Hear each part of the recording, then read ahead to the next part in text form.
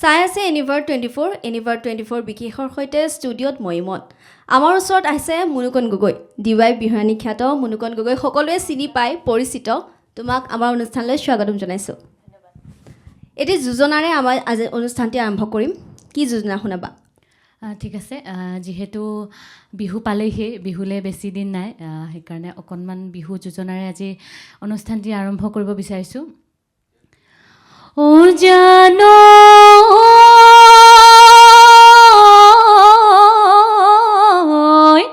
কিনো চতমহীয়া বতা জাতি মাৰিলে ও গছে বনে হলা লেঐ পাত অহায়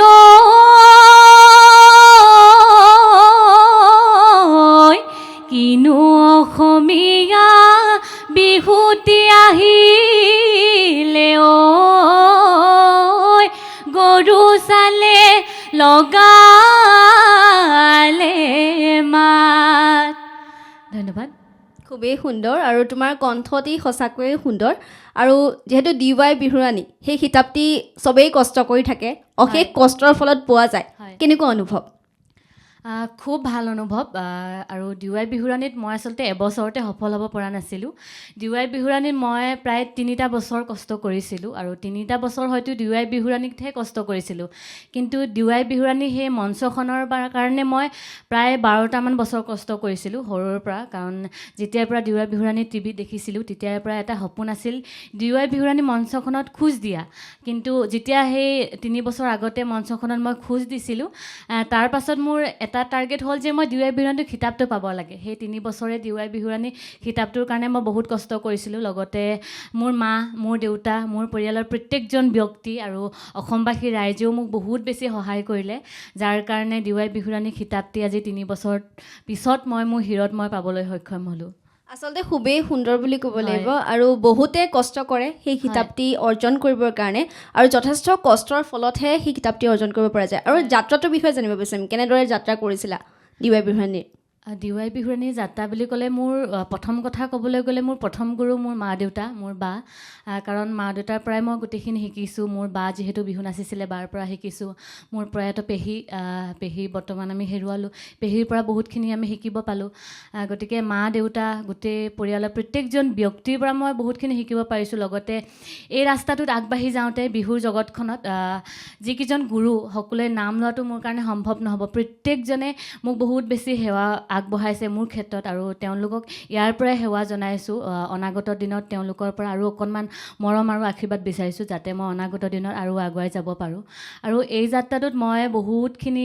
কষ্ট পাৰ কৰিব লগা হৈছে এনেকুৱাও হয় মঞ্চত যেতিয়া নাচিবৰ কাৰণে আগবাঢ়ি যাওঁ ওচৰৰে কিছুমান বিহুৱা আছে যিসকলে মই নাচিব নাজানো এটা টাইমত এতিয়া নহয় কিন্তু বহুতখিনি থাকে উত্থান পতন থকাৰ পাছতহে বহু সফলতা লাভ কৰিব পৰা যায় আৰু বহুতে বহু কথা ক'বই তেনেকুৱা হয় মানে এটা টাইমত এনেকুৱা হৈছিল যে মই নাচিব নাজানাৰ কাৰণে মই বহুত ক্ষীণমিন আছিলোঁ কিন্তু এতিয়া অকণমান গাত মঙহ আহিছে সেইটো ডাঙৰ কথা নহয় তেতিয়া মানে সেই ক্ষীণমিন হৈ থাকোঁতে তেতিয়া মানে কয় এই বৰ বিহুটি তাই নাচিব পৰা হোৱা নাই বা তাই নাচিব নাজানে কি নাচে কি গায় তেনেকুৱা ধৰণৰ কিছুমান তেওঁলোকৰ পৰা মন্তব্য শুনিব পালোঁ কাৰণে হয়তো আজি জীৱনৰ দেউনাখনত এখোজ আগবাঢ়িব পাৰিছোঁ আৰু সেইখিনি আচলতে মই কেতিয়াও বেয়া বুলি ভবা নাছিলোঁ ভাল বুলি ধৰিলোঁ কাৰণে হয়তো আজি সফল হ'লোঁ সেয়াই আৰু বহুত আছে ক'বলৈ গ'লে আজি শেষ নহ'ব আজি নকওঁ পাছত আকৌ যেতিয়া আহিম তেতিয়া আকৌ ক'ম আজি কথা পাতিম বহুতখিনি কথা পাতিম গানো শুনিম আৰু তুমি ডিৱাই বিহুৰাণীৰ লগতে জেট উইংছ নামতি বিহুৱতী গোটেইখিনি পাবলৈ সক্ষম হৈছা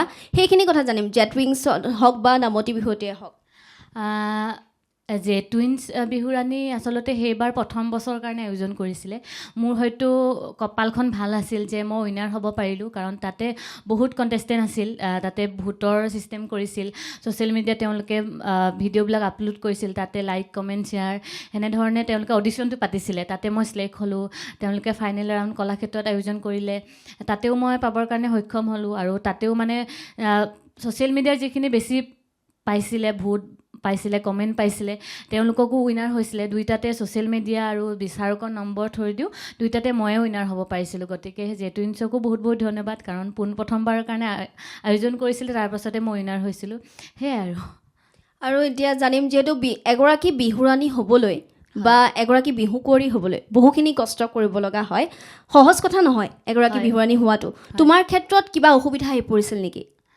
অসুবিধা মানে তেনেকুৱা মোৰ পৰিয়ালৰ ফালৰ পৰা একো অসুবিধা নাছিল কাৰণ মোৰ পৰিয়ালৰ প্ৰত্যেকজন ব্যক্তি বহুত ছাপৰ্টিভ মোৰ মানে শিকাৰু হিচাপে মোক যে আগবঢ়াই লৈ গৈছে আৰু জীৱনটোত মই যেনেদৰে উদযাপন কৰিব বিচাৰোঁ তেনেদৰে মোক আগবঢ়াই দিছে উদযাপন কৰিবৰ কাৰণে আৰু পৰিস্থিতি মানে তেনেকুৱা একো বিশেষ নাই কিন্তু মানুহৰ কথাহে কথা বুলিয়ে বতৰা যি এটা ক'লে কোনোবা হয়তো দুটা কয় সেইখিনি কথা মই আজি ক'ব বিচৰাও নাই মানুহৰ কথাহে মই ক'ব দিওঁ কিন্তু সেই কথাখিনি সদায় মই আশীৰ্বাদ হিচাপে লওঁ যে সেয়াই আৰু এটা কথা সুধিম যেতিয়া তুমি গাড়ীখন পাইছিলা ডিৱাই বিহুৰাণী যোনখন গাড়ী আছিলে প্ৰথমতে ৰঙা আছিলে ৰঙাখন দিব বুলি কৈছিলে এইটো ক্ষেত্ৰতো দেখা পোৱা গৈছে কিয় ৰঙাৰ সলনি বগা পাইছা সেইটোক লৈ এটা বিতৰ্কৰ সৃষ্টি হোৱাৰ নিচিনাই হৈছে সেই কথাটো মই জানিব বিচাৰিম ডিৱাই বিহুৰাণী প্ৰায় 6-7 মাহমানৰ পিছত মোৰ গাড়ীখন তেওঁলোকে দিছিল মোৰ হাতত কিন্তু যিহেতু আপোনালোকেও জানে এটা চেনেলৰ প্ৰগ্ৰামত কিমানখিনি যাৱতীয় কাম থাকে কৰিব লগা তেওঁলোকৰ হয়তো হোৱা নাছিল সেইকাৰণে মোক দিব পৰা নাছিল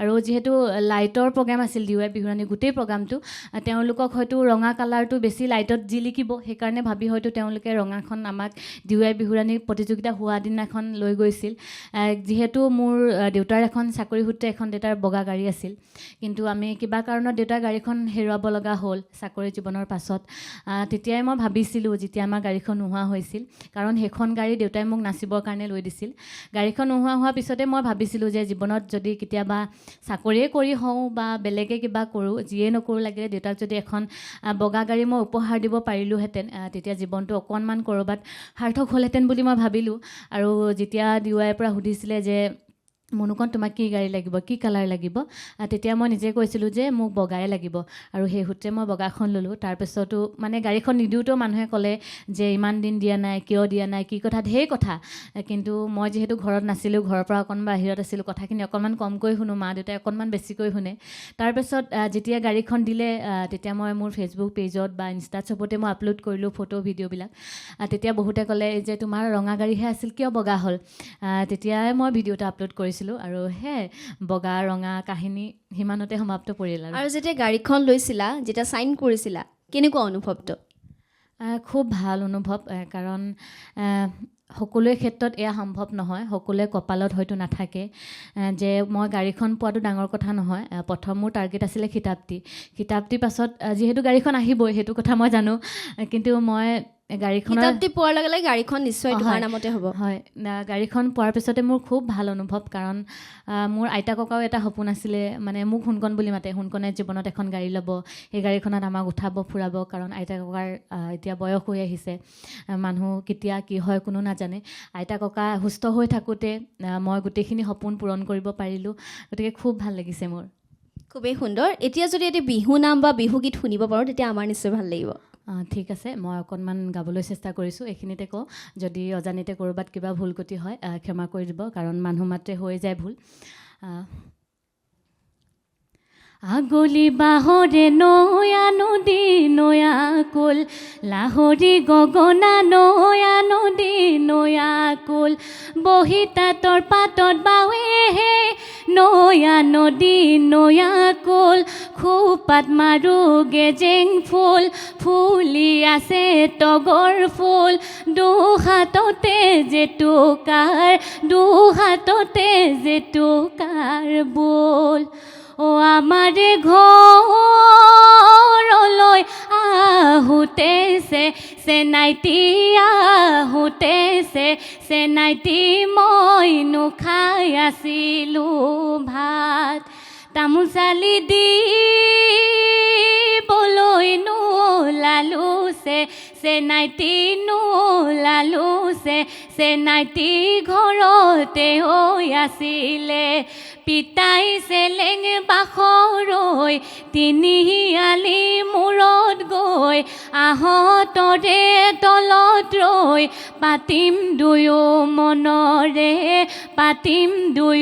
মনৰে কথা ধন্যবাদ খুবেই সুন্দৰ আৰু এতিয়া এটা কথা সুধিম তোমাৰ যিসমূহ বিহু নাম হয় সেইসমূহ মায়ে প্ৰায় সংখ্যক লিখে লিখে তেনেকুৱা ধৰণৰ নহয় মাহঁত যিহেতু বহুত পুৰণা দিনৰ বিহুৱতী মা দেউতাহঁত কিন্তু মা দেউতাহঁতৰ মানে লিখাতকৈ সেই আগৰ দিনৰ বিহুৰ নামবিলাক বহুত মনত আছে মানে মাহঁতৰ মই যদি কেতিয়াবা পাহৰোঁ মায়ে মানে বহুত সহায় কৰে এই ক্ষেত্ৰত এতিয়া ক'লে হয়তো ভুল হ'ব অকল মায়ে বুলিয়ে নহয় মোৰ প্ৰত্যেকজন গুৰুৱে মোক বিহু নামৰ ক্ষেত্ৰত বহুত সহায় কৰে কিন্তু কিছুমান যিহেতু মা অনবৰতে মোৰ লগত লাগি থাকে শুৱে বাওঁৱে প্ৰতিটো সময়তে গতিকে প্ৰত্যেকটো ক্ষেত্ৰত মায়ে মনত পেলাই দিয়াত মোক বহুত সহায় কৰে যিহেতু বহাগ বিহু আহি আছে হয়। প্ৰায় এটা মাহ আছে বুলি ক'লে হয়। ভুল নহ'ব বহাগ বিহুত কোনটো দলৰ সৈতে এবাৰ সংযোগ হৈ তুমি বিহু নাচিবা যিহেতু অলপমান টাইম আছে সেইকাৰণে এতিয়ালৈকে মই ভবা নাই বহুত কাম কৰিব লগা আছে যিহেতু যোৱাবাৰ DY বিহুৰাণী খিতাপটি পোৱাৰ পিছত মোৰ অকণমান দায়িত্ব বাঢ়িল অকণমান গধুৰেই হ'ল দায়িত্বটো সেইকাৰণে দায়িত্ববিলাক পালন কৰাৰ ক্ষেত্ৰত অকণমান খোজ দিছোঁ নাজানো কিমান দূৰ আগুৱাব পাৰোঁ বিহুৰ দলটিৰ কথা অকণমান লাহেকৈ ভাবিম ঠিক আছে যিহেতু তুমি বিহু নৃত্য কৰাৰ উপৰি বিহু নাচ কৰাৰ উপৰি ভাওনা ৰাস হওক এইবোৰৰ সৈতে তুমি জড়িত হৈ থাকা কেনেদৰে সৰুৰ পৰা জড়িত আছিলা নে এতিয়াৰ পৰা জড়িত হৈছা প্ৰথম কথা হ'ল বিহুৰ লগত একদম সৰুৰ পৰা জড়িত আৰু ভাওনা ৰাস বা অভিনয়ৰ ক্ষেত্ৰত অকণমান লাহেকৈ আহিছোঁ আৰু এই প্ৰতিভাখিনি হয়তো দেউতাই মোৰ গাত দেখিছিলে যাৰ কাৰণে মোক আগবঢ়াই দিলে আৰু আহি মই গুৱাহাটী অহাৰ পিছত জ্যোতিনাৰায়ণ ছাৰ মোৰ গুৰু ছাৰৰ ওচৰত মই অভিনয় শিকিলোঁ তাৰপাছত গাঁৱত থাকোঁতেই তাতে কলেজত থাকোঁতে নাটক ভাওনা যি কৰিলোঁ কিন্তু গুৱাহাটী অহাৰ পিছতো ছাৰত শিকাৰ পিছত মই নাটক কৰিলোঁ কলাক্ষেত্ৰত হওক ক'ৰবাত বিভিন্ন ঠাইত নাটক কৰিলোঁ তাৰপিছত এতিয়া আকৌ লাষ্টেৰে মই ভাওনা ৰাস এইবিলাকৰ লগতো গুৱাহাটী অকণমান জড়িত হৈ পৰিছোঁ কিমান দূৰ নাজানো কিন্তু চেষ্টা কৰি থাকিম অনাগত দিনত এই পৃথিৱীখনত জীয়াই থাকিবৰ কাৰণে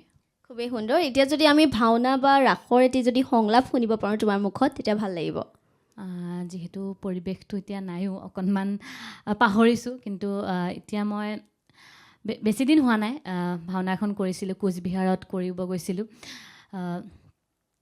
বালিবধ আৰু সীতাহৰণ এই ভাওনাখনত মই সীতা চৰিত্ৰটি ৰূপায়ণ কৰিছিলোঁ তাৰে অকণমান গাবৰ কাৰণে মানে তাৰে অকণমান ভাওনা সংলাপ মই কৰিবৰ কাৰণে আগবাঢ়িছোঁ যদি ভুল হয় ক্ষমা কৰি দিব ঠিক আছে ৰামে সীতাক কৈছিল প্ৰাণনাথ বুজিব পাৰিছোঁ মই ডুবিছে আপুনি এক নীৰৱ চিন্তাত মনৰ আনন্দ অকস্মাতে হেৰাইছে যেন আপোনাৰ সুন্দৰ বদনে ব্যক্ত কৰক নাথ মনৰ মনোচিন্তা মুক্ত মনে কৰিলে প্ৰকাশ বেদনাৰ হ'ব উপশম ইমানখিনি সুন্দৰ যিহেতু কোচবিহাৰত যেতিয়া কৰিবলৈ গৈছিলা এই হেৰিখন নাটখন কেনেকুৱা অনুভৱ আছিলে খুব ভাল অনুভৱ এইখিনিতে মোৰ গুৰু দীপেন দাস ছাৰে গোটেইখিনি মোক সুযোগ দিলে ভাওনাখন কৰিবৰ কাৰণে সীতা চৰিত্ৰটো ৰূপায়ণ কৰিবৰ কাৰণে আৰু বহুতে নাজানে যে কোচবিহাৰত আমাৰ এখন অসমীয়া সমাজো আছে মধুপুৰ সত্ৰ আছে তাতে আমি কৰিবলৈ গৈছিলোঁ খুব ভাল লাগিলে ইয়াৰ পৰা বহুত গৈছিল মানুহ তাৰ ভিতৰত মোক নিজকে বিচাৰি পাবলৈ সক্ষম হৈছিলোঁ গতিকে বহুতেই ভাল লগা অনুভৱ দীঘলী চাপৰ বা চুটি চাপৰ এতিয়া নাচৰ ক্ষেত্ৰত আহিছোঁ যেতিয়া কৰ্মশালাত শিকাবলৈ যোৱা যায় বা কৰ্মশালাত দেখুওৱা হয় তেতিয়া ঢোল অবিহনে মুখেদি গাই কৰা হয় যদি তোমাৰ মুখত এখন চাপৰ শুনিব পাৰোঁ ভাল লাগিব ঠিক আছে অকণমান মই চাপৰখন মুখে গাই দিবলৈ চেষ্টা কৰিছোঁ ভুল হৈ যাব পাৰে কাৰণ ঢোলতো বেলেগকৈ বাজে মুখতো অকণমান কওঁতে বেলেগ হয় গতিকে যদি ভুল ভ্ৰান্তি হয় ক্ষমা কৰি দিব তাক দি ঘেন খিটি গি গি ঘেন গি গি ঘেন গি গি ঘেন খিটি ঘেন দাও খিটি খিটি ঘেন দাও খিটি ঘেন দাও দূৰ দূৰ দাও ঘেন খিটি ঘেন দাও খিটি খিটি ঘেন দাও খিটি ঘেন দাও দূৰ দূৰ দাও ধুমখিতা খিটি তাকি ধুমখিতা খিটি তাকি দূৰ দূৰ দাও দাও ধুমখিতা খিটি তাকি ধুমখিতা খিটি তাকি দূৰ দূৰ দাও দাও ঘেনটা ঘেন খিটি ঘেনা খিট খিটি তাক দি ঘেন খিটি ঘেনা তাকিট খিটি তাকি খিটি তাক ঘেন তাক ঘেন খিটাক খিটি ঘেনে তাক ঘেন খিটাক ঘেনা ঘেন তাক ঘেন তাক ঘেন এতিয়া তোমাৰ ঘৰৰ কথা অলপমান জানিম যিহেতু বাও তোমাৰ সংগীত জগতৰ লগত জড়িত হয় সেই সম্বন্ধে অকণমান জানিম বাও বিহু নাচিছিল কিন্তু তাই অকণমান মোতকৈ স্বাস্থ্যৱান সেইকাৰণে বিহুৰ পৰা অকণমান বিৰতি ল'লে আৰু ঘৰৰো কিছুমান সমস্যা বা তাইও পঢ়া শুনাত সোমাই যোৱাৰ কাৰণে বিহুটোৰ পৰা অকণমান বিৰতি ল'ব লগা হ'ল দুইজনী ভকেল লাইনতে আছিলোঁ ময়ো আছিলোঁ তাইও আছিলে দুইজনী আমি আনুষ্ঠানিক শিক্ষাই গ্ৰহণ কৰি আছিলোঁ ভকেলত বায়ে আনুষ্ঠানিক শিক্ষা শেষ কৰাৰ পাছত ইয়াতে তাই কণ্টিনিউ কৰিলে ডিব্ৰুগড় ইউনিভাৰ্চিটিত গৈ তাই MA কৰিলে ভকেলত গতিকে বা সংগীত জগতত অকণমান বেছিকৈ জড়িত, কিন্তু মই বিহু জগতত অকণমান বেছিকৈ নামি পৰিলোঁ। আৰু সেই পৰিৱেশটো ঘৰুৱাত পাইছিলা নিশ্চয়, হয়, মা দেউতাৰ পৰা পাইছিলা চাগে। কেনেকুৱা আছিলে মানে মা দেউতা সৰুৰ পৰাই তোমাক আগবঢ়াই দিছিলে বা মা দেউতা কোনোবা ক্ষেত্ৰত বিহুৰ লগত জড়িত আছিলে নেকি? হয়, মোৰ মা মেইনলি ক'বলৈ গ'লে প্ৰথম অৱস্থাত হয়তো জড়িত নাছিলে, সেইটো কথা ময়ো নাজানিম। পিছত যেতিয়া আমি বিহু জগতখনত একেবাৰে সোমাই পৰিলোঁ, আমাৰ ঘৰত যিহেতু মায়ে পৰিৱেশটো পালে, তাৰপাছত কিন্তু দেউতাতকৈ মায়ে অকণমান বিহু জগতত বেছিকৈ আগবাঢ়ি আহিলে। কাৰণ প্ৰত্যেকটো সময়ত মোক বাক বা চব লৈ ফুৰিব লগা হয়, সেইকাৰণে মা দেউতাতকৈ অকণমান বেছিয়ে এতিয়া বিহু জগতত সোমাই পৰিলে। আৰু দেউতা মানে এনেকুৱা এজন মানুহ, দেউতা যিহেতু শিক্ষকতা চাকৰি কৰে, দেউতা মানে ক'ৰবাত কিবা যদি টেনশ্যন লৈ আহে মূৰত, ক'ৰবাত যদি কিবা অশান্তি পাই আহে, তেতিয়া আমি যেতিয়া ঘৰত সকলো একেলগে থাকোঁ, মোৰ যিহেতু ভাইটি আছে, আমি 5টা প্ৰাণী যেতিয়া ঘৰত একেলগে থাকোঁ, আমাৰ দুজনীকে মানে ৰাতি 1-2টা হওক কথা নাই, দেউতাই যেতিয়াই নাহক লাগিলে ৰাতি দুইজনীকে উঠাই আনি হাৰমনিয়ামখন আনি বিচনাত বহাই দিয়ে যে গান এটা গা, মানে তেতিয়া দেউতাৰ মনটো ভাল লাগে। আৰু চবৰে ক্ষেত্ৰত হয়তো হয়, কিবা টেনশ্যন হৈ থাকিলে গান এটা শুনি দিলে এনেই মনটো ভাল হৈ যায়। গতিকে সেয়াই, দেউতাই মানে ক'ৰবাৰ পৰা কষ্ট কৰি আহিলে আমাৰ গান এটা শুনিহে দেউতাৰ মানে মনটো শান্তি লাগে। গতিকে পৰিৱেশটো সেনেদৰে সৃষ্টি হৈছিল আৰু এতিয়াও গতানুগতিকভাৱে একেই আছে। আৰু মই যদি ভুল নহয়, তোমাক দেউতাই সৰুতে মহৰ পিঠিত উঠাই নাচ নাচিবলৈ পঠাইছিলে, বিহু নাচিবলৈ পঠাইছিলে। তেনেকুৱা নহয় আচলতে কথাটো। প্ৰথম ষ্টেজ আছিল সেইখন, প্ৰথম মঞ্চ আছিল মোৰ জীৱনৰ। মই মানে বহুত ক্ষীণ আছিলোঁ, কৈছিলোঁৱে। দেউতাই মানে মোক নাচিব নিদিছিল, বা যিহেতু শকত আছিল, বাক মানে কয় তই যা নাচ, একো নহয়, তোৰ বডি নসহায়, মানে এনেকুৱা। কিন্তু মই যিহেতু ক্ষীণ আছিলোঁ আৰু সৰুতে অকণমান মই ল'ৰা টাইপো আছিলোঁ, মানে দেউতাই কয় তই সোনক নাচিব পাৰিবি জানো, এনেকৈ বুলি কয়। নালাগে নেকি তই নাচিব, কিয় তই ইমান ক্ষীণ, মানে তই কিবাই হৈ যাবি নেকি, এনেকৈ বুলি কয়। কিন্তু মই মানে দেউতাৰ কথা মানা নাছিলোঁ। তেতিয়া ঘৰৰ পৰা প্ৰায় 5 কিলোমিটাৰমান আঁতৰতে এখন মঞ্চ আছিল। মাক মানে মই ক'লোঁ ব'ল যাওঁ, মোক নিবই লাগিব, মানে এনেকুৱা। মায়ে সেই লৈ গ'ল, ৰাতি নাচিলোঁ, তাতে মানে ফাৰ্ষ্ট পালোঁ। কিয় পালোঁ ময়ো নাজানো, মানে মোৰ কপালতে আছিল চাগে, জীৱনৰ সেয়া প্ৰথম জখলা আছিল। আগবাঢ়িলোঁ, তাতে ফাৰ্ষ্ট পালোঁ। ঘূৰি আহোঁতে মানে খোজকাঢ়ি আহিছিলোঁ, তেতিয়াও আমাৰ গাড়ী চাড়ী নাছিল, দেউতাও যোৱা নাই। আৰু আমাৰ ঢুলীয়া বিহুৱতী আছিল ঘৰৰ ওচৰত, তাহাঁতৰ লগতে আহিলোঁ খোজকাঢ়ি। মানে আহি থাকোঁতে সেই ৰাস্তাতে আমাৰ মানে মহ ধেৰ থাকে নহয়, আমাৰ ফালে ধেমাজিৰ ফালে মহ মানে এনেকৈ ৰাস্তাত শুই আছিল, আমিও দেখা নাছিলোঁ। মানে অলপমান পোহৰ হৈ আছিল আৰু দুকমুকালি সময়ত মানে টোপনিয়াই আহিছিলোঁ, যিহেতু ৰাতিপুৱালেই আৰু টোপনিয়াই আহি সেই মানে উজত মাৰি মহৰ পিঠিতে উঠিছিলোঁ। মানে সেইটোৱে, বেলেগ কথা নাই, সেইটোৱে। তাৰপিছত আৰু সেই তাতে আছিল ফাৰ্ষ্ট প্ৰাইজ চাগে 3000 টকা। মানে তেতিয়া 3000 টকাটো বহুত বেছি আৰু দেউতাহঁতৰ দিনততো তাতকৈ কম দিয়ে, কিন্তু আমাৰ দিনলৈ অকণমান যিহেতু বাঢ়িল, তেতিয়া 3000 টকাৰ পালোঁ। আৰু তেতিয়াই মই দেউতাক কৈছিলোঁ যে এটা মোক লাইট লগা মোবাইল আনি দিব লাগিব। কিয় আনি দিব লাগিব, তেতিয়া মানে দেউতাক কৈছোঁ আৰু এনেকৈ ৰাতি আহিলোঁ, মহৰ পিঠিতে উঠিলোঁ, পোহৰটো হ'লে অকণমান হয়তো ভালকৈ আহিম। সেইকাৰণে দেউতাক ক'লোঁ মানে 3000 টকাতে মোক এটা লাইট লগা মোবাইলে আনি দিব লাগিব। আৰু তেতিয়া মানে সেই কিপেড ফোনবিলাক লাইট লগা ওলাইছে নহয়, তেতিয়া সেইটোৱে জীৱনৰ মানে প্ৰথম সম্পত্তি আৰু বিহু নাচি লোৱা। ঠিকে আছে। আৰু এতিয়া তুমি যিহেতু মায়েও নামসমূহ লিখে, তোমাৰ বিহুৰ ক্ষেত্ৰত মায়ে যথেষ্টখিনি নাম লিখায়, যদি মাৰ নাম এফাকি শুনিব পাৰোঁ তেতিয়া ভাল লাগিব। মায়ে লিখা নাম মোৰ বেয়া নাপাব, একদম মোৰ মনত নাই এতিয়া। মানে মই কৈছোঁৱে, মায়ে লিখাতকৈ মানে পুৰণা নামবোৰ মা বেছি মনত থাকে। মায়ে মনত পেলাই দিয়া এটা নাম মই গাব চেষ্টা কৰিছোঁ, কিন্তু মায়ে লিখাতকৈ মানে মাৰ পুৰণা নামবোৰ অকণমান বেছি ষ্টক আছে, মাৰ মেমৰিত মানে অকণমান পুৰণি আওৰাই ভাল পায়। গতিকে মোতকৈ মায়ে বেছিহে বিহু গায়। গতিকে মায়ে এটা নাম আজি অহাৰ আগতে এটা ফকৰা মোক মনত পেলাই দিছিল, সেইটোকে গাবলৈ চেষ্টা কৰিছোঁ। ঠিক আছে, নিশ্চয়। মুগাকৈ মেখেলা ববলে লেতেৰা ঘনাই পইচা দিব লাগে, বোলো ঘনাই পইচা দিব লাগে, আজিকালি ডেকাকে মৰম দিব লেতেৰা, ঘনাইনো উত্তৰ দিব লাগে। বহনা কৈ দিলোঁ মনৰে কথা, বহনা কৈ দিলোঁ মনৰে কথা। মুনুকণ গগৈ এতিয়া বিহু সম্ৰাজ্ঞী হ'বলৈ মন আছেনে নাই? প্ৰত্যেকজনী নাচনীৰ বহুত সপোন থাকে এইটো মোৰো আছে তেনেকুৱা কিন্তু নাজানো জীৱনৰ দেউনাখনত ক'ত কি হ'ব লগা আছে কোনো নাজানে কিন্তু এইটো সপোন জীৱনৰ বহুত ডাঙৰ সপোন হয়তো সপোনটো কোনোবাখিনিত পূৰণ কৰিব নোৱাৰিলে মোৰো জীৱনটো আধৰুৱা যেন লাগিব কিন্তু চেষ্টা কৰিম সপোনটো পূৰণ কৰিবৰ কাৰণে ঠিক আছে কথা আৰু পাতিম কিন্তু এতিয়া আমি ল'ব লাগিব চমু বাণিজ্যিক বিৰতি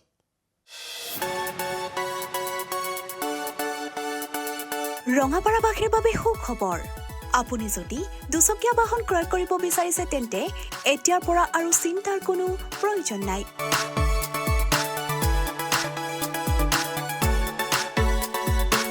আপুনিও আহিব পাৰে DBP associate Bajaj two wheeler ডিলাৰলৈ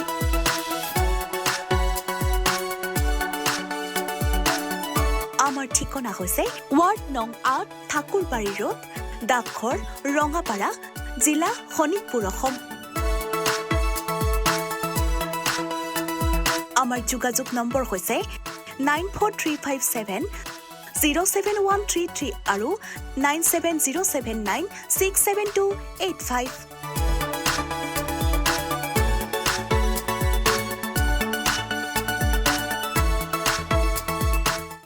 অত্যাধুনিক চিকিৎসা পদ্ধতি আৰু কাৰিকৰী কৌশলেৰে সমৃদ্ধ হৈ ৰাইজৰ সেৱাত মুকলি হ'ল JNSM পলিক্লিনিক কাম diagnostic centre and multi speciality hospital paramedical প্ৰশিক্ষণৰ ব্যৱস্থাও উপলব্ধ আমাৰ ঠিকনা ৱাৰ্ড নং 4 কৰিম চক মঙলদৈ দৰং অসম আমাৰ যোগাযোগৰ নম্বৰ 6001887100 অথবা 6003048093 শৰীৰৰ যিকোনো অসুবিধাৰ সন্মুখীন হৈছে নেকি আপুনি শাৰীৰিক সমস্যাৰ প্ৰতিকাৰ কেৱল আমি দিম অভিজ্ঞ চিকিৎসকে দিব সুপৰামৰ্শ প্ৰতি সপ্তাহত থাকিব বিভিন্ন ৰোগৰ বিশেষজ্ঞ চিকিৎসক চাবলৈ নাপাহৰিব এনি ভাৰত 24ৰ বিশেষ অনুষ্ঠান স্বাস্থ্য বিশেষ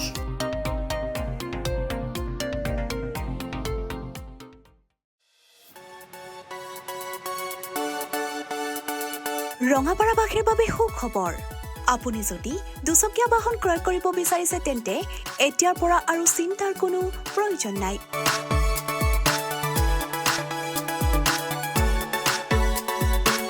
আপুনিও আহিব পাৰে DBP associate Bajaj two wheeler ডিলাৰলৈ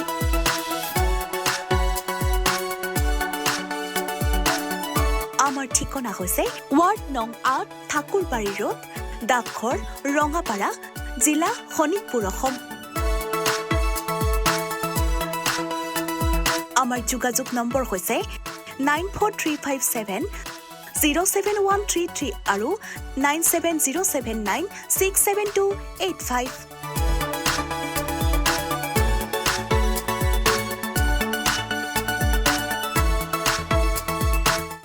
অত্যাধুনিক চিকিৎসা পদ্ধতি আৰু কাৰিকৰী কৌশলেৰে সমৃদ্ধ হৈ ৰাইজৰ সেৱাত মুকলি হ'ল JNSM পলিক্লিনিক কাম diagnostic centre and multi speciality hospital paramedical প্ৰশিক্ষণৰ ব্যৱস্থাও উপলব্ধ আমাৰ ঠিকনা ৱাৰ্ড নং 4 কৰিম চক মঙলদৈ দৰং অসম আমাৰ যোগাযোগৰ নম্বৰ 6001887100 অথবা 6003048093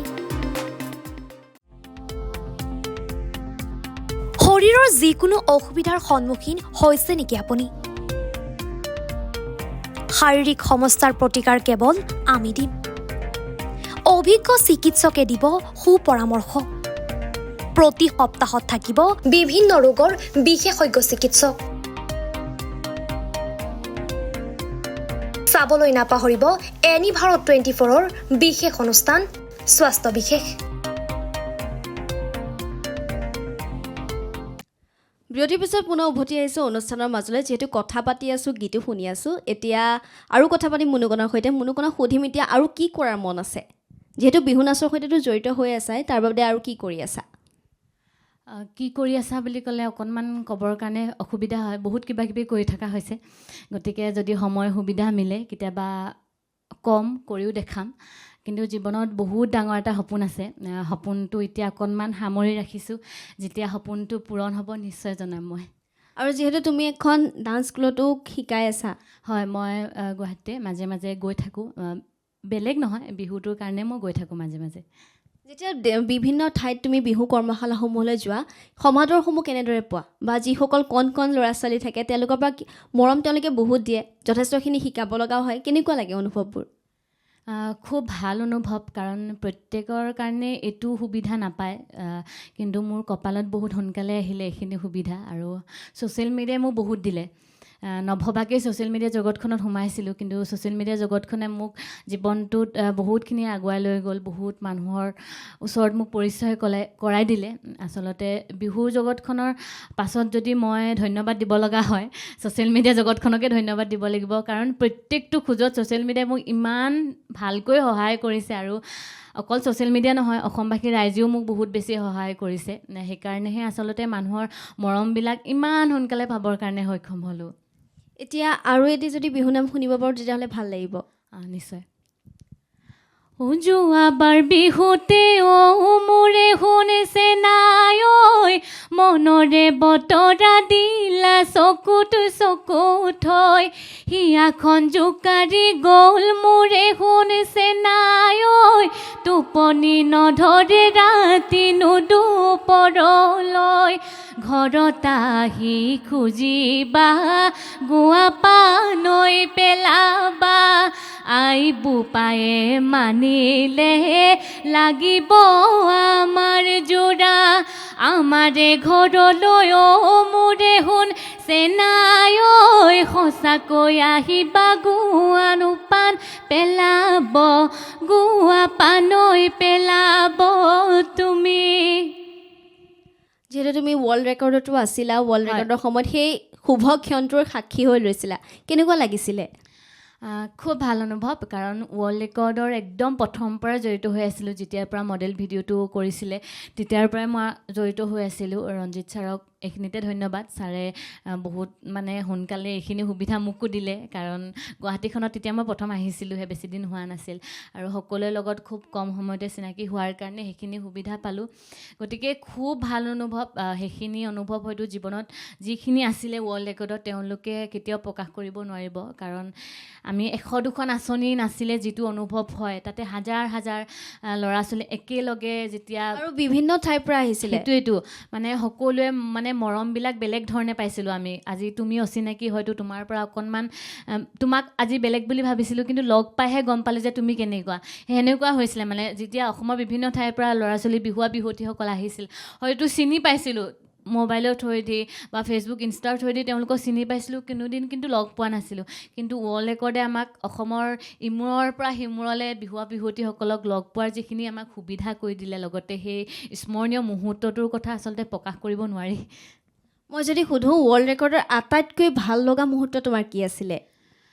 একদম ভাল লগা মুহূৰ্ত আছিলে যে যিখিনি সময়ত ঘোষণা হৈছিলে আমাৰ বিহুটোৱে ৱৰ্ল্ড ৰেকৰ্ডত স্থান পাবৰ কাৰণে সক্ষম হ'ল, তেতিয়া আচলতে একদম দেহাটো কি কৰিছিলে ক'ব নোৱাৰোঁ, কাৰণ বহুত কষ্ট হৈছিলে। দেখাত যিমান ধুনীয়া আছিলে পৰিৱেশটো, তাতকৈ বহুত গুণ বেছি কষ্ট হৈছিলে। সেই কষ্টখিনি ক'ৰবাত মানে সাৰ্থক হোৱা নিচিনা লাগিল। আৰু বিচৰা নে এনেকৈ চৰকাৰে আৰু যাতে সুন্দৰ পদক্ষেপ লওক, তুমি সেইটো আশা কৰা নে? নিশ্চয় আশা কৰোঁ, কাৰণ অকল আমি বুলিয়ে নহয়, আৰু নৱপ্ৰজন্ম উঠি আহিছে, বিহুৱতী উঠি আহিছে, যিসকলে এতিয়া ৱৰ্ল্ড ৰেকৰ্ডত আহিব নোৱাৰিলে, তেওঁলোকে আকৌ নেক্সট টাইম যি হ'ব আমাৰ বিহুটোক লৈ বা বিভিন্ন ধৰণৰ অনুষ্ঠান, বিহুৱে হওক বেলেগ হওক কথা নাই, তেওঁলোকে যাতে আকৌ সেই অনুষ্ঠানবোৰক অংশগ্ৰহণ কৰক, মই সেইখিনি বিচাৰিম সদায়। আৰু নাচৰ ক্ষেত্ৰত জড়িত হৈ থকা, অভিনয় কৰা, অভিনয়টো বেছি ভাল পোৱা নে নাচটো বেছি ভাল পোৱা? প্ৰথম কথা ক'বলৈ গ'লে বিহুটোৱে মোক পেছাগত হিচাপে মোক স্বীকৃতি দিলে বুলি ক'লেও বেয়া নহয়, কাৰণ বিহুটো কৰি আজি কোনোবাখিনিত নহয় কোনোবাখিনি নিজৰ পেটটো পুহি আছোঁ, কিন্তু অভিনয়টো মোৰ পেচা নহয়, নিচা। আজি মই অভিনয়টো কোনোবাই পইচা নিদিলেও বা পে'মেণ্ট নকৰিলেও, মই অভিনয়টো যদি তই কৰ বুলি কয়, যদি ভাল লগা বিষয় হয়, নিজে মনে ভাল পোৱা বিষয় হয়, তেতিয়া কিন্তু মই কৰিবৰ কাৰণে ৰাজি আছোঁ। আৰু যেতিয়া তুমি DY বিহুৱানীটো পাইছিলা, কিতাপটো লাভ কৰিছিলা, ঘৰলৈ প্ৰথম ফোন কৰি তুমি কি কৈছিলা? ঘৰলৈ ফোন কৰি কি কৈছিলা মানে মোৰ মা দেউতা মোৰ লগত আছিল। দেউতা আচলতে আহিবলৈ বিচৰা নাছিলে। যোৱা বছৰ মই যেতিয়া পোৱা নাছিলোঁ তাৰ বছৰ দেউতা আহিছিলে। দেউতা খুব ভয় কৰে। দেউতা ৰিজাল্ট দিয়া সময়খিনিত মানে ভিতৰত সোমাই থাকিব নোৱাৰে দেউতা নাহে। মই দেউতাক জোৰ জবৰদস্তি কৰি মানে দেউতা আহা কিজানি এবাৰ মোৰ কপালখন ভালেই আছে, আহাচোন আহা। দেউতাক মানে একদম হাতে ভৰিয়ে ধৰি আনিছোঁ মই। সেয়াই আৰু প্ৰথম ফোন মই কাৰোলৈ কৰিবৰ কাৰণে সুবিধা নাপালোৱেই, কাৰণ সেইখিনি সময়ত মই নিজকে ইমান ব্যস্ত কৰি ৰাখিব লগা হ'ল বিভিন্ন কামত বা বিভিন্ন ধৰণৰ অনুষ্ঠানবিলাকত। গতিকে মই সেইখিনি ঘৰৰ লগত সময় কটাব নাপালোঁ। বহুত দেৰিকৈ পালোঁ সেইখিনি সময় ঘৰৰ লগত কটাবলৈ।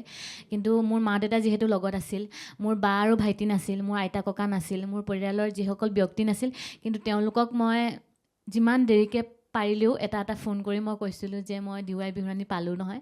তেতিয়া কিন্তু সেই চবৰে চকুত মানে চকু পানী আৰু বেলেগ একো নাই, কাৰণ মানে মোক যিটো আসনত সদায় চাবলৈ বিচাৰিছিলে দেৰিকৈ হ'লেও পূৰণ হ'ল মানে।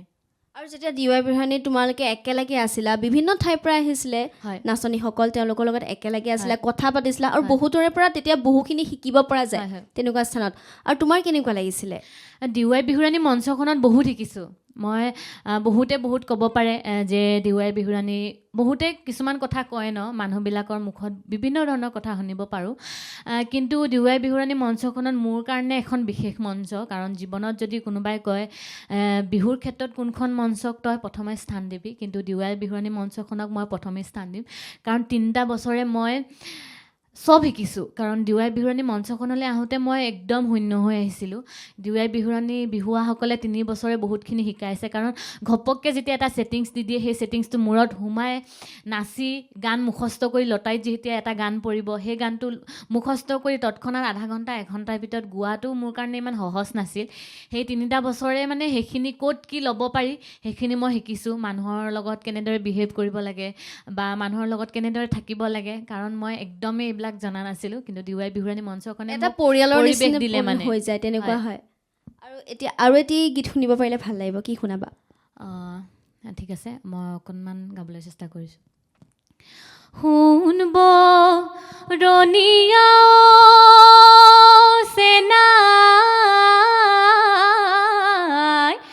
মুগাৰ সাজ ধুনীয়া ৰিহাৰ ৰুহ দহি মন কো মলিয়া চেনাই মৰম দি নেৰিবা মোকেনি থৰুৱা কৰি অকল তলে কলৰ দিল বিচাৰো কলৰ দিল বিচাৰো হাততে কাঁচিখন লৈ অন্তৰে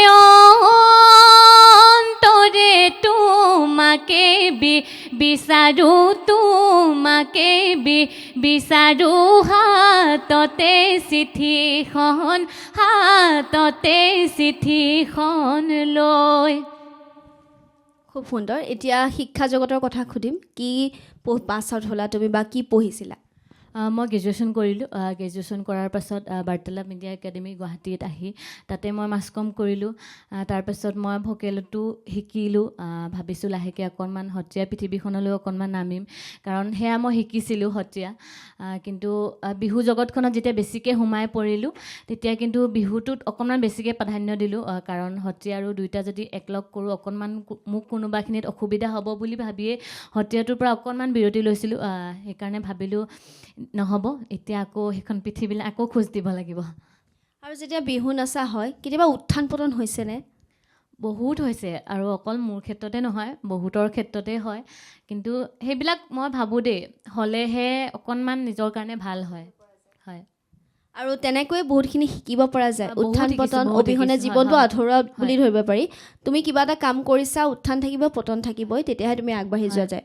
আৰু এতিয়া জানিম যে বিহু নাচা, গীতো গোৱা, সমান্তৰালকৈ অভিনয়ো কৰা, কেতিয়াবা অসুবিধাৰ সন্মুখীন হৈছে নেকি গোটেইখিনি ক্ষেত্ৰত? অসুবিধা মানে মোৰ তেনেকুৱা একো অসুবিধা হোৱা নাই আৰু হ'বলৈ দিয়াও নাই। গীত গোৱা মানে মই একদম প্ৰফেচনেল ছিংগাৰ নহয়, মোৰ মন চলিলে গাওঁ, মন নচলিলে নাগাওঁ। কিন্তু ঘৰৰ পৰা সেইটো আছে প্ৰেছাৰটো যে তই গীততো মানে যিমান কৰিব লাগে সেইখিনি কৰ, কিন্তু চেষ্টা কৰিম অনাগত দিনত সেইখিনি কৰি যাবলৈ। আৰু অভিনয়টো কথাটো ক'লোৱেই, কিন্তু সেয়াই আৰু কৰিব জানিলে চব মিলি থাকে আৰু। সেইটোৱে, দুইটা যদি সমান্তৰালকৈ কৰিব পৰা যায় তেতিয়া জীৱনটো সুন্দৰকৈ আগুৱাই যাব পাৰি। এতিয়া তুমি যিহেতু নাচাও, সকলো কামখিনিয়ে কৰা আৰু বিভিন্ন ঠাইত পৰিৱেশনো কৰা, বিভিন্ন জেগাত তুমি গৈ দলৰ সৈতে নৃত্য পৰিৱেশন কৰা, কেনেকুৱা লাগে বিভিন্ন বিভিন্ন দলৰ সৈতে তুমি সংযোগ হোৱা? খুব ভাল অনুভৱ, কাৰণ মই গ্ৰুপত কোনোদিন কৰা নাই, মই কম্পিটিশ্যন গ্ৰুপত কৰা নাই। এনেই এক্সিবিশ্যনবিলাক গ্ৰুপৰ লগত কৰিছোঁ, কিন্তু মই সদায় ছিংগলে কৰি আছোঁ বা বিহুৱতীয়ে নাচি আছোঁ। কিন্তু মই চেষ্টা কৰিম যে গ্ৰুপত মই যাবৰ কাৰণে, মোৰ এইটো আশা আছে, কাৰণ অভিজ্ঞতা বুটলাৰ কোনো শেষ নাই। গ্ৰুপতো মই কেতিয়াবা সেইখিনি অভিজ্ঞতা বুটলিবৰ কাৰণে যাম। কিন্তু যিহেতু মই অকলশৰীয়াকৈ বিহুৱতী নাচি আছোঁ, তাতে যিসকল ঢুলীয়া থাকে গোটেইকেইজন বিহুৱাই প্ৰত্যেক বছৰে বহুত বেছি সহায় কৰে, কাৰণ তেওঁলোকৰ অবিহনে এই যাত্ৰাটো কেতিয়াও সম্ভৱ নহয়। মই নহ'লেও তেওঁলোক আধৰুৱা, তেওঁলোক নহ'লেও মই আধৰুৱা, গতিকে তেওঁলোকে বহুত বেছি সহায় কৰে কাৰণেহে আজি কিন্তু মই মুনুকণ গগৈ। নিজৰ মুনুকণ গগৈ পৰিচয়টোক লৈ তুমি কিমান সুখী, নিজে কিমান ভাল পাইছা? বহুত সুখী, কাৰণ সুখী হ'বৰ কাৰণে সেইখিনি সুবিধা মোক ঘৰখনে দিলে। ঘৰখনে যদি মোক নিদিলেহেঁতেন সেইখিনি মই কেতিয়াও কৰিব নোৱাৰিলোঁহেঁতেন। গতিকে মই নিজক লৈ মই বহুত সুখী।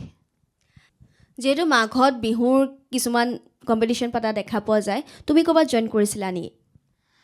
হয়, মই কেইবাবছৰো জইন কৰিলোঁ, কিন্তু পুৰস্কাৰ পাবৰ কাৰণে সক্ষম হোৱা নাছিলোঁ। যোৱা বছৰ কৰিছিলোঁ অসম কৰি, সকলোৱে জানে নগাঁও নেহেৰুবালিত অসম কৰি বহুত ডাঙৰ এটা সন্মান, সকলোৱে হয়তো সপোন থাকে সেই সন্মানটি। যোৱাবাৰ মই দ্বিতীয় শ্ৰেষ্ঠ অসম কৰি পাবৰ কাৰণে সক্ষম হৈছিলোঁ।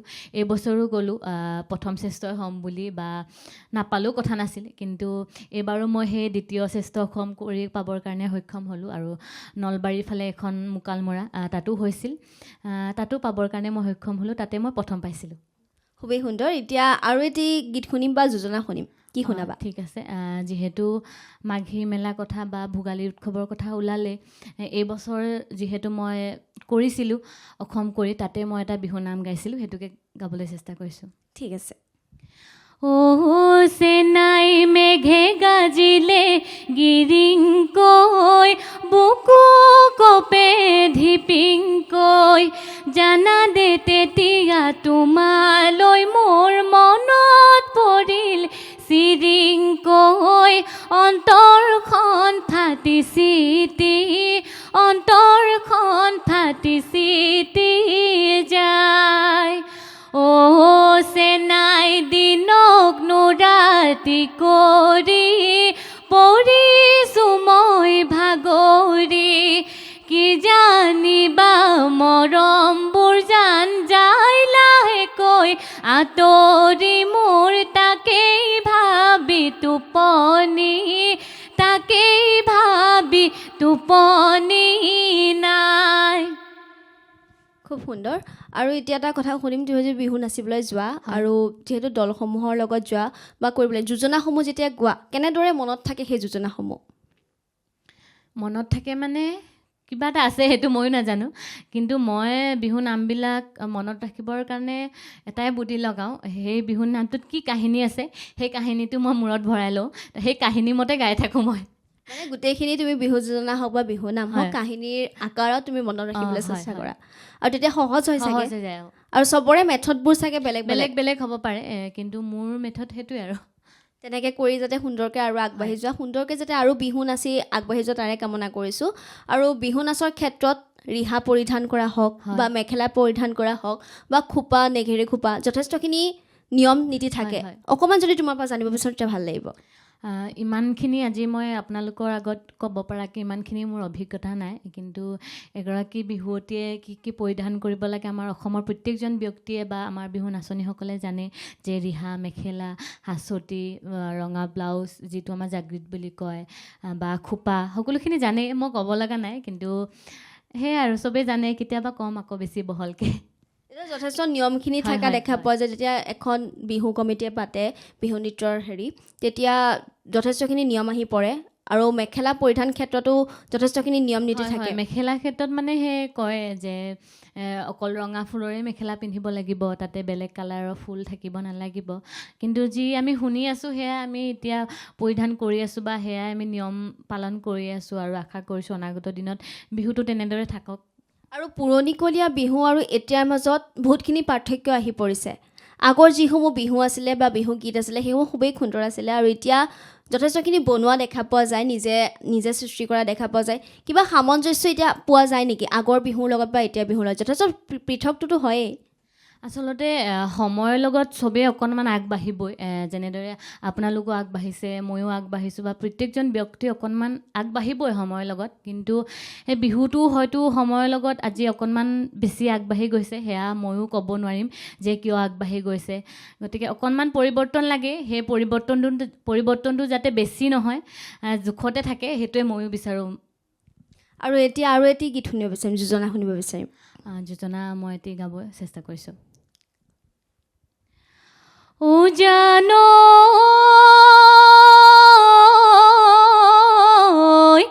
ফেঁচাই কুৰুলিয়াই ৰাতিকে নোপোৱাই কপৌৱে কুৰুলিয়াই ডালত চাহাবৰ বঙলাত ধনে কুৰুলিয়াই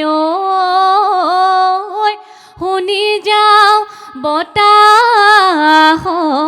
ঢলত। যিহেতু এপ্ৰিল আহি আছে, বহাগ বিহু আহি আছে, বসন্ত উৎসৱো আহি আছে, কম্পিটিশ্যনসমূহ কৰিবানে নকৰা? নিশ্চয় কৰিম, কাৰণ আগবাঢ়িছোঁহে, জীৱনৰ প্ৰথম সফলতাটো পাইছোঁহে। গতিকে এতিয়াই যদি শেষ কৰি পেলাও নহ'ব নহয়, সেইকাৰণে কৰিব লাগিব। এনেদৰে যাতে আগুৱাই যোৱা তাৰে কামনা কৰিছোঁ। আৰু যেতিয়া যোজনাসমূহ যোৱা, যেতিয়া তুমি বিহুৰাণীয়ে হওক বা ৱৰ্ল্ড ৰেকৰ্ডতে হওক, বিভিন্ন প্ৰান্তৰ ল'ৰা ছোৱালীসমূহ আহিছিলে, ঢোলবাদকসমূহ আহিছিলে বা নৃত্যশিল্পীসকল আহিছিলে, তেওঁলোকৰ পৰাও যথেষ্টখিনি শিকিব পৰা যায়। হয়, যোজনা তেওঁলোকৰ পৰা শিকিছিলানে নাই? মই আচলতে সকলোৰে পৰা শিকিব চেষ্টা কৰোঁ। আজি ইয়াতে যদি কিবা এটা শিকিছোঁ, কাইলৈ আকৌ বেলেগত অকণমান বেলেগকৈ যদি শিকিব পাৰোঁ, সেয়া মোৰ নিজৰ কাৰণে ভাল, কাৰণ শিকাৰ কোনো শেষ নাই। মই কিন্তু কোনোদিন এনেকৈ ভবা নাই যে মই চব জানো, নিশিকিলেও হ'ব, হৈয়ে গ'ল নেকি, এনেকৈ ভবা নাই। মই সদায় শিকিবলৈ চেষ্টা কৰি আছোঁ, অনাগত দিনতো শিকিয়ে যাম। তাৰে কামনা কৰিছোঁ, সুন্দৰকৈ যাতে আগুৱাই যোৱা। আৰু এতিয়া তোমাৰ পৰিয়ালৰ কথা গম পাইছোঁৱেই, মা দেউতাই যথেষ্টখিনি ছাপোৰ্ট কৰে আৰু মা দেউতাৰ অবিহনে চাগে তুমি ইমানখিনি আগবাঢ়িব নোৱাৰিলা হয়। তেওঁলোকৰ যিখিনি অধ্যৱসায় বা তেওঁলোকৰ যিখিনি কষ্ট, তোমাৰ যিখিনি অধ্যৱসায়, সেইখিনি সংমিশ্ৰণ হৈহে তুমি ইমান সুন্দৰকৈ আগবাঢ়িব পাৰিছা। আৰু আগলৈও যাতে সুন্দৰকৈ আগবাঢ়ি যোৱা তাৰে কামনা কৰিছোঁ। আৰু মা দেউতাই কেতিয়াবা কৈছিলে নেকি, নাই তই এইটো কাম কৰিব নালাগে বা নকৰিবা? প্ৰথম অৱস্থাতহে মই ক'লোঁ নহয়, দেউতাই মোৰ স্বাস্থ্যটোৰ কথা ভাবিহে কৈছিল যে তই সোনকালে নালাগে নেকি নাচিবলৈ। কিন্তু পিছলৈ কথাটো দেউতাই কণ্টিনিউ কৰি গ'ল আৰু এতিয়া অকণমান লাগাতকৈ মানে মোৰ মা দেউতা মোক লৈ অকণমান বেছি ছিৰিয়াছ। ভাইটিও আজি যদি মোক অকণমান শকতো দেখে, যিটো সঁচা সেইটোৱে ক'ম মই, মোক মানে অকণমান যদি শকতো দেখে, মানে ভাইটিয়ে মাতকৈ দেউতাতকৈ মানে ভাইটিয়ে আগত কয়, তই কিন্তু এনেকৈ শকত হ'লে নহ'ব, নাচিবলৈ আছে বহুত। মানে সেই সপোনবিলাক মোৰ লগতে মা দেউতাই যে দেখিছে, সেইবিলাক পূৰণ কৰিম আৰু কেতিয়াবা লাহে লাহে। আগলৈ যাতে পূৰণ কৰিব পাৰে তাৰে আশা কৰিছোঁ। এতিয়া আৰু এটি বিহুগীত শুনিব বিচাৰিম। ঠিক আছে। পৰ্বতে পৰ্বতে আইতি সৰুকণ বগাব পাৰোঁ মই, আইতি সৰুকণ লতা বগাবলৈ টানেহে, আইতি সৰুকণ বাদে যোৱা মানুহজন আমালৈ কৰিবা মন। বলিয়া হাতীকো আইতি সৰুকণ বলাব পাৰোঁ মই, আইতি সৰুকণ তোমাক বলাবলৈ টানেহে, আইতি সৰুকণ বাটে যোৱা মানুহজন আমালৈ কৰিবা মন। খুবেই সুন্দৰ। যিহেতু নাচৰ কথা যথেষ্টখিনি পাতিছোঁ, এতিয়া মুনুকণ গগৈৰ পৰিচয়টো জানিব পাৰিম যে ঘৰ ক'ত, কোন কোন আছে? হয়, মোৰ নাম মুনুকণ গগৈ, কিন্তু মোৰ নামটো মুনুকণ গগৈ কিয় হ'ল এইখিনিতে কওঁ। মোৰ অৰিজিনেল নামটো মুনুকণ গগৈ নহয়, মোৰ নামটো সন্ধ্যাশ্ৰী গগৈ। কিন্তু সেই সন্ধ্যাশ্ৰী নামটোত মই কেইবা বছৰো নাছিলোঁ, 3 বছৰ 4 বছৰমান নাছিলোঁ। কিন্তু ক'তো কেতিয়াও এটা পুৰস্কাৰ পাবলৈ সক্ষম নহ'লোঁ, যাৰ কাৰণে দেউতাই নামটোকে চেঞ্জ কৰি দিলে। ঘৰত যি নামে মাতিছিলে সেই নামেই আজিলৈকে নাচি আছোঁ আৰু সেই নামেই চবেই জানে। কিন্তু মোৰ নামটো সন্ধ্যাশ্ৰী গগৈ। আৰু মোৰ ঘৰত মা দেউতা, মোৰ এটা ভাইটি আছে, বা বিয়া হ'ল, বাৰ এটা বাচ্ছা আছে, ভিনদেউ। বহুত ডাঙৰ আমাৰ ফেমিলি। মোৰ আইতা ককা, আপা, দাদা, বৌ, মহা মাহী বহুত আছে। সকলোৱে মোৰ ক্ষেত্ৰত বহুত সহায় কৰিছে। আচলতে মা দেউতা মোৰ নাম মাত্ৰহে, মোৰ গোটেইখিনি মানুহে মোক জীৱনটোত মানে বহুত সহায় কৰিছে। তেওঁলোকৰ মা দেউতাৰতো যথেষ্ট কেইজন ব্যক্তি আছে, বহুত আছে। আৰু যিহেতু ধেমাজিৰ জীয়ৰী, হয় ঢকুৱাখানা ধেমাজি, আৰু তাত ফাট বিহু যিহেতু পাতা হয়, হয়। সেই বিষয়ে অকণমান জানিম। ঢকুৱাখানা ধেমাজি মানে বহুত দূৰ। ঢকুৱাখানা হ'ল লখিমপুৰ ডিষ্ট্ৰিক্ট, ধেমাজিটো ধেমাজি। ফাট বিহু হয়, ফাট বিহু লখিমপুৰ ডিষ্ট্ৰিক্টৰে হয়, ঢকুৱাখানা মহকুলি চাপৰিত হয়। আৰু তাত কেতিয়াবা সৰুপাতো গৈছাই চাগে, তাত কেতিয়াবা বিহু নাচিছানে নাই? এনেকুৱা হয় মানে সেই ফাট বিহু টাইমত আমাৰ বিহু কম্পিটিশ্যনবিলাক হৈ থাকে, যাৰ কাৰণে যাবৰ কাৰণে আচলতে সময় নিমিলে। কিন্তু এটা বছৰ সময় মিলিছিলে, সৰুৰ পৰা সেই এটা বছৰে গৈছোঁ। সেই বছৰে বিহু নাচিছিলোঁ, তেতিয়াই গ্ৰুপত নাচিছিলোঁ। মানে ফাট বিহুত এনেকুৱা হয়, এডাল গছ মাজতে থাকে, দেখিছেই হয়তো সকলোৱে। সেই গছডালৰ চাৰিওফালে ঘেৰি ঘেৰি বিহু নাচিব লাগে। সেই বছৰে মোৰ কপালখন ভাল আছিল, মই বিহু নাচিবও পালোঁ আৰু ফাট বিহু চাবৰ কাৰণেও পালোঁ। আৰু বহুত ডাঙৰকৈ পাতা হয়, সকলোৱে যায়। আৰু ফাট বিহু কথাটো নতুনকৈ কোৱাৰ কোনো প্ৰয়োজন নাই। ফাট বিহু ক'লে আমি সকলোৱে জানো কি বস্তু বা ক'ত আছে কি কথা। খুবেই সুন্দৰ। আৰু এতিয়া আৰু এটি যোজনা শুনিব বিচাৰিম, কি শুনাবা? যোজনা ঠিক আছে। ও জানো ৰিং মাৰি দিলে নদীৰ সিটো পাৰে, ও ঘূৰাই শুনিবলৈ পায়। এচটি আহিলতে কাপোৰ ধুয়ে ধুয়ে আছিলো তোলৈ বাট চাই। খুব সুন্দৰ। আৰু মুনুকণ গগৈ বিহুৰ বাদে আন কিবা কাম কৰিব মন আছেনে নাই, এগৰাকী বিহু নাচনী হোৱাৰ বাদেও? বিহু নাচনী হোৱাৰ বাদে মই ক'লোঁ নহয়, সপোন এটা আছে। বিহুৰ ক্ষেত্ৰতে হওক বা বেলেগ ক্ষেত্ৰতে হওক, সপোনটো অকণমান সামৰি ৰাখিছোঁ। কথা এটা শুনিবলৈ পাওঁ যে সপোনবিলাক বোলে ক'লে পূৰণ নহয়, কি জানো, নহ'বও পাৰে। গতিকে সপোনটো এতিয়া নকওঁ, যেতিয়া পূৰণ কৰিব পাৰিম নিশ্চয় ক'ম। আৰু বিহু নাচাৰ বাহিৰে আন কি কি কাম কৰি ভাল পোৱা? মই চব কৰোঁ কাম। মানুহে দেখিলে ভাবে যে একো নকৰে। মই ভাত বনাওঁ, মই পথাৰত যাওঁ। মানে এতিয়া অকণমান ঘৰৰ পৰা আঁতৰি আছোঁ কাৰণে কামবিলাকৰ পৰা অকণমান বিৰতত থকা নিচিনা হৈছে। কিন্তু মই যেতিয়া ঘৰত যাওঁ, যেতিয়া আঘোণমহীয়া হওক, বাৰিষা হওক, মই মাৰ লগত পথাৰত সমানে সমানে কাম কৰোঁ। মোৰ কিন্তু পথাৰত যোৱাটো মোৰ চখ বুলিয়ে ক'ব লাগিব। কাৰণ মানে আমাৰ এনেকুৱা হয়, যিহেতু আমি গাঁৱৰ পৰিৱেশত ডাঙৰ হোৱা ছোৱালী ন, গোটেই পথাৰত যেতিয়া মানুহবিলাক থাকে, তেতিয়া ঘৰত থাকিবলৈ মন নাযায়, পথাৰতহে থাকিবলৈ মন যায়। কাৰণ পথাৰত যিটো পৰিৱেশ, মানে সেই পৰিৱেশটো যিসকলে পাইছে তেওঁলোকেহে অনুভৱ কৰিব পাৰে পথাৰৰ মানে পৰিৱেশটো কথা। মানে যিকণ ফূৰ্তি, লাগিলে আলিতে বহি থাকোঁ কথা নাই, কিন্তু সেইখিনি অনুভৱ কেতিয়াবা জীৱনত ল'বৰ কাৰণে চেষ্টা কৰিব লাগে। সেইখিনি অনুভৱ মই পাইছোঁ। আৰু সেয়াই আৰু মই ঘৰৰ কামত বহুত হেল্প কৰোঁ মাহঁতক। ঘৰৰ কাম কৰি ভাল পাওঁ, আৰু যান্ত্ৰিকতাৰ পৰা দূৰত, ধামখুমীয়াৰ পৰা আঁতৰত, যিহেতু পথাৰত থাকি সকলোৱে ভাল পায় আৰু এক শান্তিৰ পৰিৱেশ পোৱা যায়। তেনেকৈ থাকিলে হয়, সুন্দৰকৈ কামসমূহো কৰিব পাৰি। মানে পথাৰত যেতিয়া মানুহবিলাক থাকে, ঘৰত মনটো নাথাকে। বিহুত যেনেকুৱা হয়, মানে চব বিহুলৈ ওলাই গ'লে মোৰো বিহুত থাকিবই মন যায়, ঘৰত থাকিব মন নাযায়, সেই তেনেকুৱাই হয়। মানে আমাৰ মানে পৰিৱেশবিলাকহে ক'লোঁ নে, পথাৰৰ মাজত ঘৰটো চাৰিওফালে পথাৰ, মানুহবিলাক গৰু মাত, ট্ৰেক্টৰ মাত যেতিয়া শুনি থাকিম, বা ৰোৱনীবিলাকে যেতিয়া পথাৰ ৰুই থাকিব, ক'ত ঘৰত থাকিব পাৰে? নোৱাৰে, ময়ো নোৱাৰোঁ সেইকাৰণে। আৰু মাজতে সামাজিক মাধ্যমত তোমাৰ পথাৰত যাওঁতে, হয়তো বহু বছৰ আগৰ হ'ব, ভিডিঅ' এটা দিছিলা, মাৰ লগত তুমি ভূঁই ৰুই থাকোঁতে গীত এটি গাইছিলা। হ'ব পাৰে, জানো, পাহৰিছোঁ। যদি তেনেকুৱা আঘোণৰ লগত জড়িত হৈ থকা এটি গীত শুনিব পাৰোঁ, ভাল লাগিব। ঠিক আছে। বকুল বৰা ধানৰ চিৰা খুন্দিছিলোঁ দিবলৈ নাপালোঁ লগে মোৰে মৰমৰ চেনাইটি মোক দেখিলে কেলৈ নামাতা মোৰ চকুলৈ কেলৈ নোচোৱা মোৰ চকুলৈ কেলৈ নোচোৱা নামাতা নোচোৱা কিহতনো ঐ লাগিলে জগৰ। যিহেতু দেখা পোৱা যায় এগৰাকী বিহু নাচনী হোৱাৰ উপৰিও বহুতে ঢোল বাদন কৰে, হয় ঢোল বাদনৰ কৰ্মশালা দিয়া দেখা যায়। তোমাৰ মন আছেনে নাই ঢোল শিকাৰ বা ঢোল বাদন কৰাৰ?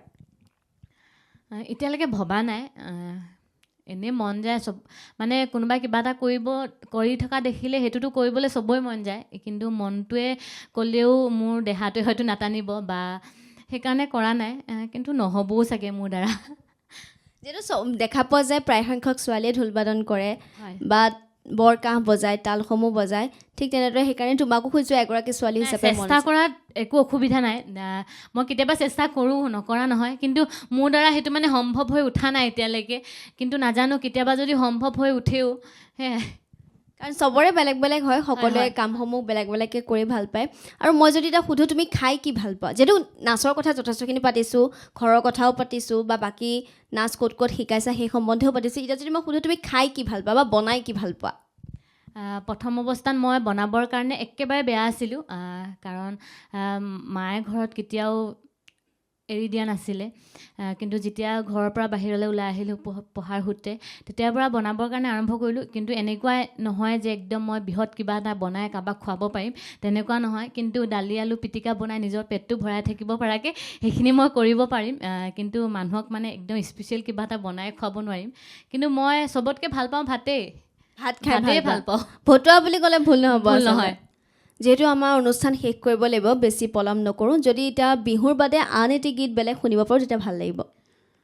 চেষ্টা কৰিম, আৰু বহুতে মই অকল বিহু গাওঁ বুলিয়ে জানে, কিন্তু কেতিয়াবা মাজে মাজে অকণমান বেলেগ গীতবিলাক গায়ো ভুমুকি মাৰোঁ, আজিও তেনেকৈ অকণমান ভুমুকি মাৰি দিছোঁ মই, যদি ভুল ভ্ৰান্তি হয় ক্ষমা কৰি দিব। মই গাইছোঁ এতিয়া। লা লা লা লা লা লা লা লা লা লা লা লা আলি ঢাকি পৰশালিকি অগা দেৱা কৰশালিকি তই জানো মোৰ বেথা মনৰ হাঁচতীয়া কথা কিহতে ৰাখিছোঁ ঢাকি আলি ঢাকি পৰশালিকি অগা দেৱা কৰশালিকি তই জানো মোৰ বেথা মনৰ হাঁচতীয়া কথা কিহতে ৰাখিছোঁ ঢাকি বালাগিলে চালৰিলে ধাননি ওলাহতে হালে জালে ৰূপালী ৰূপহী কহুৱা ফুলনি ৰ'দতিৰে বিৰাই জলে কোনে জ্বলাবহি মোৰ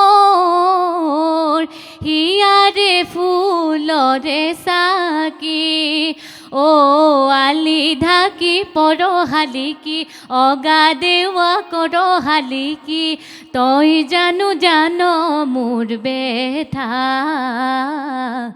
মনৰ হাঁচতীয়া কথা কিহতে ৰাখিছোঁ ঢাকি। খুব সুন্দৰ। যিহেতু অনুষ্ঠান শেষ কৰিব লাগিব, তোমাক অলেখ অযুত শুভকামনা জ্ঞাপন কৰিছোঁ, সুন্দৰকৈ যাতে আগুৱাই যোৱা, তোমাৰ নৃত্যৰ ক্ষেত্ৰতে হওক, সংগীত ক্ষেত্ৰতে হওক, অভিনয় ক্ষেত্ৰতকৈ হওক, সুন্দৰকৈ যাতে আগবাঢ়ি যোৱা তাৰে কামনা কৰিছোঁ। বহুত বহুত ধন্যবাদ এই সুযোগতে এনি ভাৰত 24ৰ সমূহ পৰিয়ালক আচলতে কৃতজ্ঞতা মই জনাব পৰা হোৱা নাই ধন্যবাদ জ্ঞাপন কৰিছোঁ মোক ইয়ালৈ আমন্ত্ৰণ কৰি আনি এইখন আসন দিয়াৰ কাৰণে আৰু অনাগত দিনত আপোনালোকৰ পৰা আৰু অসমবাসী ৰাইজৰ পৰা আৰু অকণমান বেছিকৈ মৰম আশীৰ্বাদ বিচাৰিছোঁ ধন্যবাদ ধন্যবাদ মই মনে বিদায় মাগিছোঁ আপোনালোকে চাই থাকিব এনি ভাৰত 24 বিশেষ ধন্যবাদ